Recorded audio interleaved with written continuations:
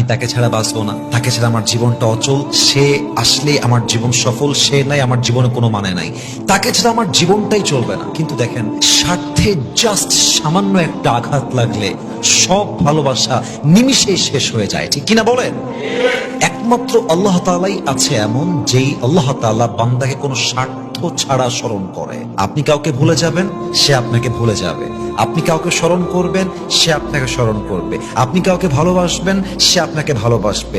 আপনি কাউকে স্বার্থের জন্য স্মরণ করবেন, সেও আপনাকে স্বার্থের জন্য স্মরণ করবেন। কিন্তু একমাত্র আল্লাহ তাআলাই আছেন এমন, যিনি বান্দাকে নিঃস্বার্থ ভালোবাসেন, কোনো স্বার্থ ছাড়া ভালোবাসেন।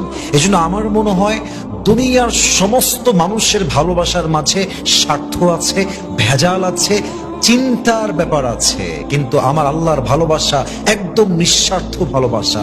এমন বন্ধু, এমন ভালোবাসার রব মানুষ কখনো পৃথিবীতে কোথাও খুঁজে পাবে না, ঠিক কিনা বলেন?